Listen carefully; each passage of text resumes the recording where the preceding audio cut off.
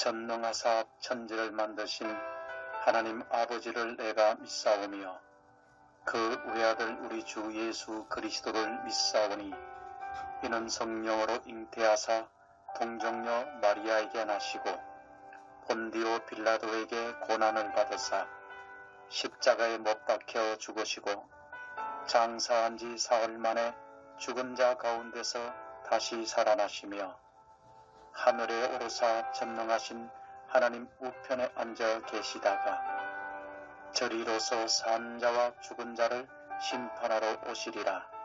성령을 믿사오며 거룩한 공예와 성도가 서로 교통하는 것과 죄를 사하여 주시는 것과 몸이 다시 사는 것과 영원히 사는 것을 믿사옵나이다. 아멘.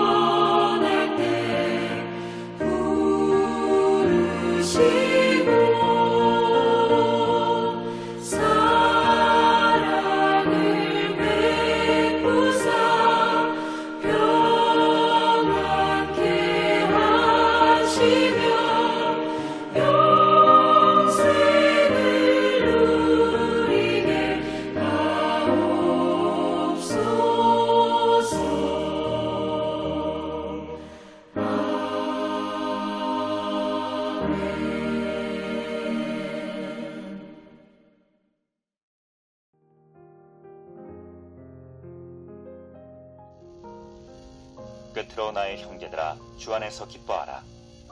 너희에게 같은 말을 쓰는 것이 내게는 수고로움이 없고 너희에게는 안전하니라. 개들을 삼가고 행악하는 자들을 삼가고 몸을 상해하는 일을 삼가라. 하나님의 성령으로 봉사하며 그리스도 예수로 자랑하고 육체를 신뢰하지 아니하는 우리가 곧 할례파라. 그러나 나도 육체를 신뢰할 만하며 만일 누구든지 다른 이가 육체를 신뢰할 것이 있는 줄로 생각하면 나는 더욱 그러하리니 나는 8일 만에 할례를 받고 이스라엘 족속이요 베냐민 지파요 히브리인 중에 히브리인이요 율법으로는 바리새인이요 열심으로는 교회를 박해하고 율법의 의로는 흠이 없는 자라. 그러나 무엇이든지 내게 유익하던 것을 내가 그리스도를 위하여 다 해로 여길 뿐더러 또한 모든 것을 해로 여김은 내 주 그리스도 예수를 아는 지식이 가장 고상하기 때문이라. 내가 그를 위하여 모든 것을 잃어버리고 배설물로 여김은 그리스도를 얻고 그 안에서 발견되려 함이니 내가 가진 의는 율법에서 난 것이 아니요 오직 그리스도를 믿음으로 말미암은 것이니 곧 믿음으로 하나님께로부터 난 의라. 내가 그리스도와 그 부활의 권능과 그 고난의 참여함을 알고자 하여 그의 죽으심을 본받아 어떻게 해서든지 죽은 자 가운데서 부활에 이르려 하노니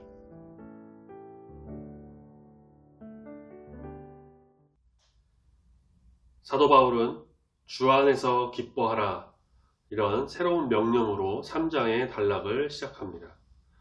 성도들이 어떠한 형편과 상황 속에서도 기뻐할 수 있는 근거는 바로 주 안에 있기 때문이에요. 이어지는 같은 말은 바울이 빌립보 성도들에게 이미 주었던 과거의 가르침으로 반복을 통해 그 중요성을 더하고 있습니다. 2절 말씀에 보면 개들, 행악자들, 몸을 상해하는 자들 이란 표현이 이제 나오는데 보통 유대 정서에서 이 개는 이방인을 폄훼해 지칭하는 표현입니다. 그런데 역으로 유대인들을 향해 개들 이렇게 표현했다는 것은 다소 충격적이죠.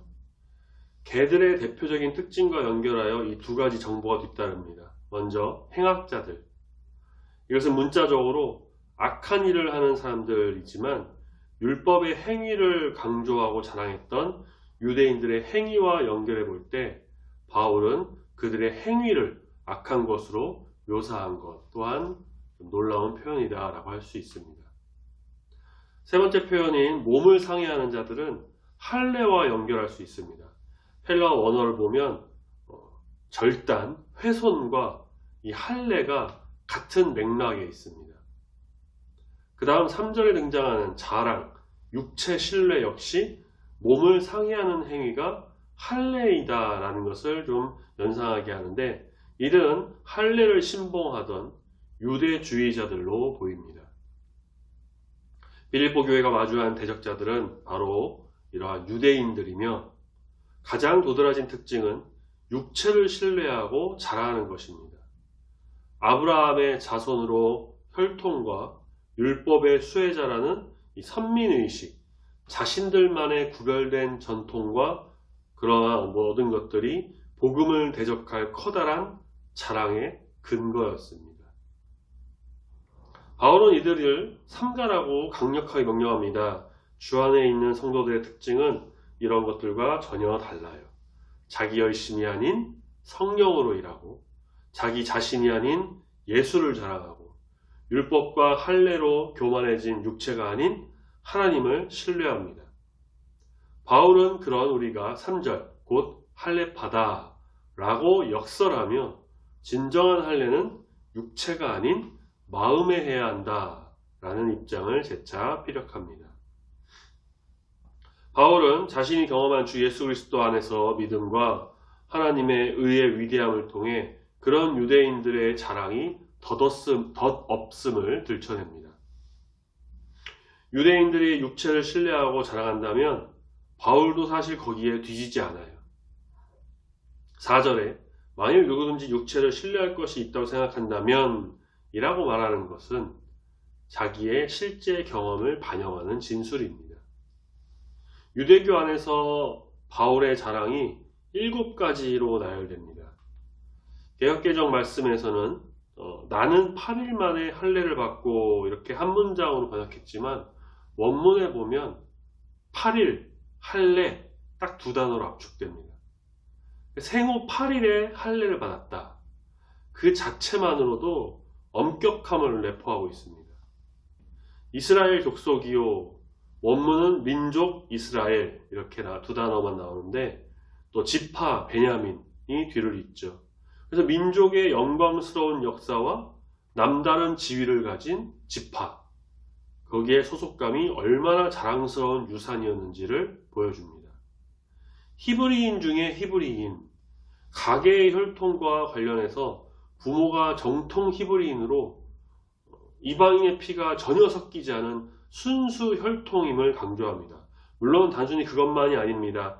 히브리인으로서의 엄격한 삶의 방식까지 포함합니다.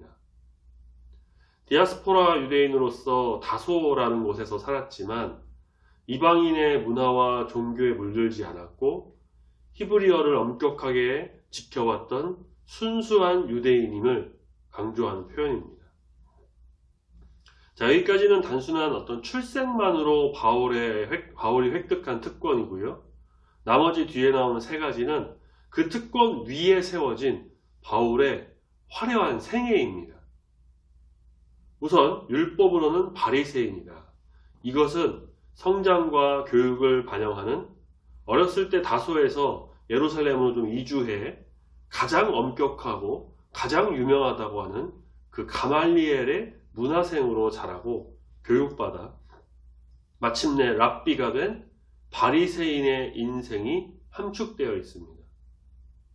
이것을 그의 율법에 대한 열심이라고 말한다면 그 다음 6절에 나오는 열심으로는 교회를 박해하고 해서 이 열심은 하나님을 위한 열심입니다. 여기 나온 이 단어들은 모세시대 아론의 손자 비느하스에서 기인하고 있고 또 신구약 중간기 시대에 일어났던 마카비 시대의 바리새파로 이어지는 상징적인 표시였습니다. 당시 바울은 예수 시대의 종교 지도자들이 가지고 있던 적대감을 그대로 주입받았습니다. 신성 모독과 율법을 무효화하는 그 교회들은 응당 심판을 받아야 했고 그들을 진멸하는 것이 바로 하나님을 위한 일이었기에 전심으로 교회를 박해했습니다. 사도행전 7장에서 스데반이 죽을 때 그 앞에 있었고 그가 죽는 걸 당연하게 여겼고 8절에서도 박해를 이어갔으며 또 예수님을 만나는 그 담의 세계에서도 사실은 그곳에 있던 교회와 성도들을 잡아들이기 위해 가는 길이었죠. 율법의 의로는 흠이 없는 자, 율법과 전통에 대한 그의 충성심을 강조합니다. 바울의 그런 충성심은 동년배 랍비들 사이에서 지나칠 정도로 독보적이었습니다. 율법의 의는 9절에 등장하는 하나님의 의와 완전히 대조되는 표현이기도 합니다. 7절, 반전을 드러내는 접속사 그러나가 등장합니다. 다른 이야기가 전개되겠죠. 이 반전은 바로 바울에게 회심이었습니다. 회심. 예수님을 만나는 그 회심. 문맥에서 가장 큰 전환의 내용은 바로 바울의 자랑의 근거와 대상입니다. 지금까지 나열한 7가지는 그의 존재 자체였는데 이게 백해무익하다는 것을 깨닫습니다. 존재를 부인하지 않고서는 있을 수 없는 반전이에요. 그리고 그 반전의 주인공은 바로 그가 핍박했던 예수님입니다. 그간 유익하다고 여겨왔던 모든 것이 예수님 앞에서 아무것도 아닌 것이 되고 말죠. 바울의 태도 전환을 잘 보시면 자신에게 유익한 것을 예수를 위해 전부 무익한 것으로 여깁니다. 어떻게 이게 가능할까? 그것들에 비할 바가 되지 않는 가장 고상한 그 어떤 것이 붙들었기 때문이에요. 바울은 그것을 8절 그리스도 예수를 아는 지식이라고 말합니다. 과거 자신에게 자랑과 유익은 사실 자신을 파괴하고 하나님을 모독하는 행위였습니다. 이제 하나님을 위한 열심에 그것들은 더는 필요가 없어요. 없어도 그만이 아니라 있으면 해로운 것이 되었습니다. 자, 그렇다면 그리스도 예수를 아는 지식이란 무엇일까? 우선 바울은 8절에 보시면 내 주라는 수식어를 첨가하면서 예수와의 인격적인 친밀함을 강조합니다. 예수를 아는 지식은 다분히 인격적인 경험과 관계에서 비롯됩니다. 출생으로 얻은 것도 아니고 배움과 노력으로 소유한 것도 아닙니다. 핍박하는 자신을 찾아오셔서 놀라운 은혜로 품어주신 그분의 사랑과 계시의 결과입니다. 그것은 바울의 전인적 항복을 이끌어냈습니다. 그는 예수를 핍박했지만 예수님은 반대로 그를 품으셨어요. 예수를 아는 지식은 땅이 아닌 하늘로부터 오고 머리가 아닌 가슴으로 느끼는 지식입니다. 이 지식은 과거의 지식의 무지를 완벽하게 들춰냈습니다. 그러고 보니 그 지식, 자기의 자랑은 배설물에 지나지 않다라는 것을 깨닫고 고백합니다. 바울은 이렇게 그리스도를 얻음으로 과거 자신을 버릴 수 있었습니다.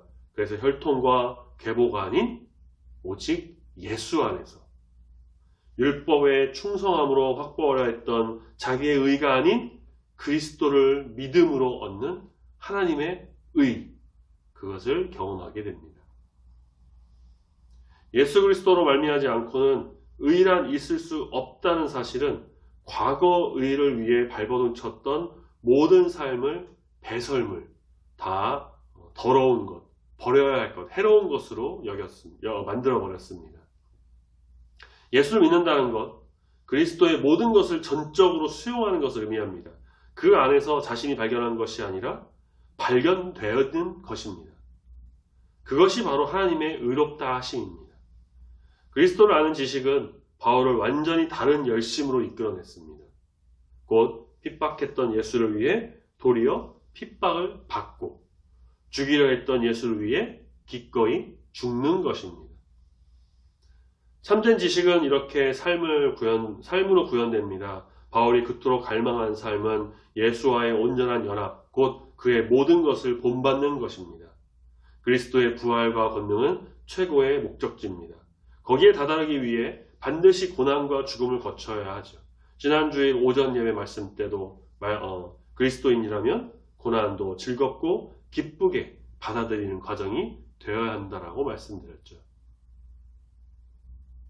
그리스도인의 고난과 죽음은 바울이 이 땅에서 그토록 닮고 싶어 했던 최고의 고상한 가치였습니다. 왜냐? 그 뒤에는 부활이 있기 때문입니다. 물론 부활의 능력은 미래의 약속에만 머무는 것이 아니라 바울의 그 현재에도 항상 작동합니다. 어떻게든 예수 그리스도를 본받으려고 하는 그 바울의 이런 겸손한 태도는 감옥에 있는 지금도 계속되고 있습니다. 죽음에 가까울수록 부활의 영광에 가까워짐으로 주 안에서 기뻐할 수도 있습니다. 그래서 빌립보 교회 성도들에게도 동일하게 권면하고 있는 것입니다. 사람은 자기 어떠한 것을 자랑할 수 있습니다. 외모, 신체, 혹은 학력, 경력, 재력, 출신 등, 아니면 성격, 남들이 갖지 못한 특별한 기술과 능력, 자기만의 어떤 색채, 개성을 충분히 자랑할 수 있어요. 아무것도 자랑할 것이 없다고 한다면 그거는 좀 자존감, 자신감이 좀 낮은 사람이지 않을까 싶어요. 무엇이 됐든 자기만의 어떠한 것을 자랑할 줄도 알아야 합니다. 그래야 자존감, 자신감이 올라가요. 그런데 바울은 그러한 세상의 자랑거리, 인간의 자랑거리가 결국은 배설물과 같이 아무 쓸모가 없다라고 말하죠. 바울은 지금의 기준으로 따져보면 소위 그 엘리트 가문, 명문가 출신으로 태어나서 하버드, 예일 대학교와 같은 아주 최고 수준의 학벌, 어디 가도 프리패스가 되는 시인권을 가진 그런 사람이었습니다. 당시 유대인 중에서도 가장 엘리트일 뿐만 아니라 로마 시민권자를 가지고 있었던 사람이죠. 그런 그가 세상의 이런 자랑거리를 다 배설물로 여긴 것 딱 하나 때문이었어요. 앞서도 계속 봤던 바로 예수 그리스도이십니다. 우리는 육체의 자랑이 아닌 예수를 자랑하는 자가 되어야 합니다. 세상의 이러한 것들, 인간적인 것들을 자랑하려고만 하는 것이 아니라 내 안에 계신 예수를 자랑하는 자가 되어야 합니다. 육체의 지식, 세상의 지식, 세상의 학문으로 판단하고 평가하고 나의 의를 드러내는 것이 아니라 오직 예수 그리스도를 아는 지식을 통해 믿음으로 하나님의 의를 드러내는 자가 다 되어야 할 것입니다. 그것이 바로 예수 안에 거하는 자, 하나님의 사람, 성령의 감동이 되어 성령 충만한 성도로서의 모습인 것입니다. 자랑하고 싶을 게 있을 거예요. 앞서도 말씀드린 것처럼 자랑할 거리가 좀 있을 수도 있습니다. 자랑도 하고 싶어 하고요. 자랑하려고 하는 그런 욕구와 충동이 막 올라와요. 저 사람들은 나보다 한참 아래에 있는 것 같고 별것도 아닌데 자기가 뭐라고 저렇게 난리야. 내가 더 잘났는데. 이거는 자존감과 자신감이 높다라기보다는 교만에 가깝죠. 우리는 오직 예수 그리스도를 아는 지식으로 예수 그리스도로 무장하여 겸손하게 나가는 자가 되어야 할 것입니다. 바울이 그 모든 것을 내려놓고 겸손하게 오직 예수를 닮아가기를 소망하며 예수 그리스도로 인해서 완전하게 나가려고 노력했던 것처럼 우리의 모든 것, 나의 자랑거리, 세상적인 모습들 다 내려놓고 오직 예수님만을, 오직 예수만을 나의 자랑거리로 삼고 믿음으로 하나님의 의를 세상 가운데 드러내는 참된 그리스도인, 아름다운 성도로서의 삶을 살아가는 우리 중부교회 모든 성도님들이 다 되시기를 소망합니다. 아멘. 같이 기도하겠습니다. 사랑해 주 하나님 아버지, 빌립보서 말씀을 묵상하며 우리 주님께서 말씀하시는 뜻을 깨달아 알아가므로 나의 나된 것을 내려놓고 주님만 바라보게 하시니 감사합니다.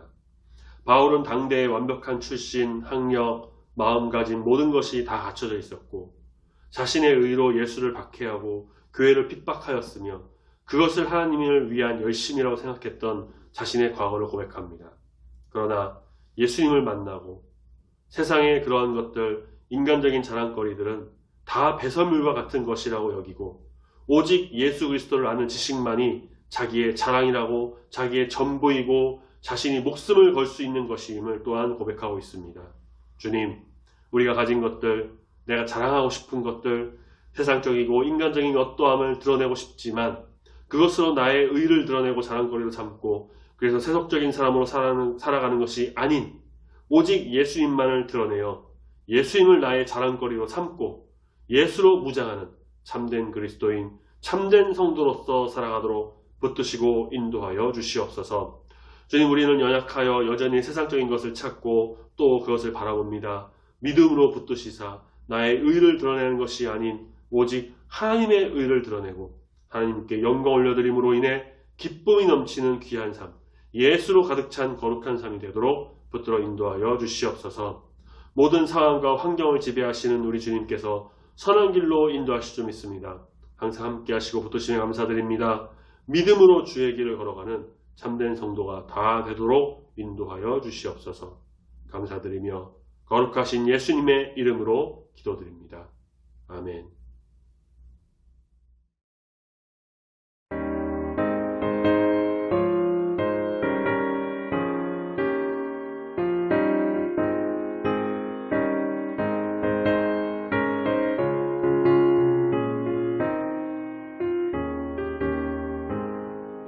주 예수 내가 알기 전 날 먼저 사랑했네. 그 크신 사랑 나타나 내 영혼 거듭났네. 주 내 맘에 늘 계시고 나 주의 안에 있어. 저 포도 비유 같으니 참 좋은 나의 친구. 내 친구 되신 예수님 날 구원하시려고 그 귀한 몸을 버리사 내 죄를 대속했네.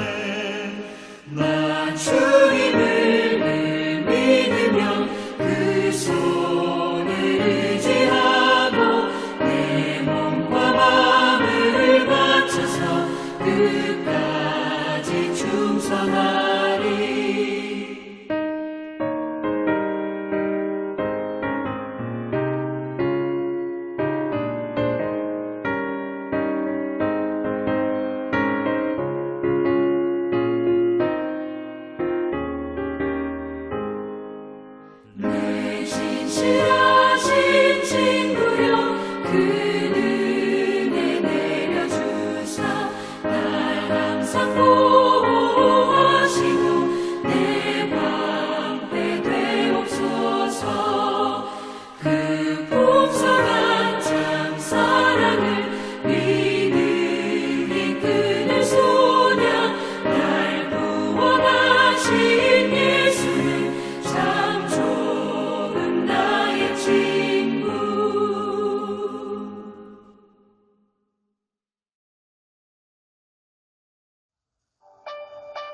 하늘에 계신 우리 아버지여, 이름이 거룩히 여김을 받으시오며 나라가 임하시오며 뜻이 하늘에서 이루어진 것 같이 땅에서도 이루어지이다.